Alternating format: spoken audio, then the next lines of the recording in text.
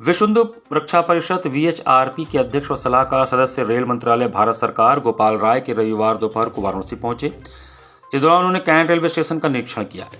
इस दौरान उन्होंने मीडिया से बात करते हुए दिल्ली ब्लास्ट मामले में दोषियों को फांसी की सजा देने की कड़ी मांग की है। गोपाल राय ने कहा कि ऐसे आतंकवादी संगठनों से जुड़े अपराधियों को कठोरतम दंड मिलना चाहिए ताकि भविष्य में कोई भी देश विरोधी ताकत ऐसी घिनौनी हरकत करने की हिम्मत न करे।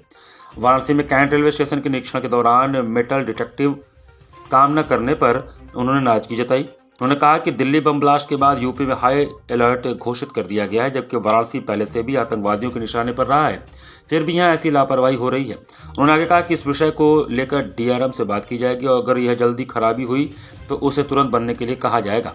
दिल्ली ब्लास्ट के साजिशकर्ताओं की गिरफ्तारी पर खुफिया तंत्र की पूछताछ में 4 हिंदूवादी नेताओं के नाम में मुख्य नाम से गोपाल राय का होने के विषय में उन्होंने कहा कि मेरे द्वारा धर्म परिवर्तन करने वाले ठाकुर बाबा का खुलासा किया गया और उसकी गिरफ्तारी कराई गई है।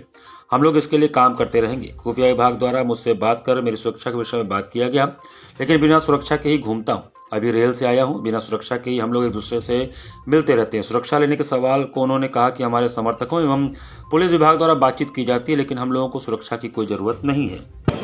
दिल्ली विस्फोट के बाद पूरे भारत में जागो हिंदू जागो अभियान के तहत विश्व हिंदू रक्षा परिषद लोगों को जागरूक कर रही है, क्योंकि एक तरफ ईसाईकरण, दूसरे इस्लामीकरण, तीसरे इस तरह साजिश जो ऐसी थी जिसमें 2 लाख लोगों की हत्या करने की योजना बनी थी, वो तो मोदी जी के खुफिया रिपोर्ट के माध्यम से अपराधी पकड़े गए।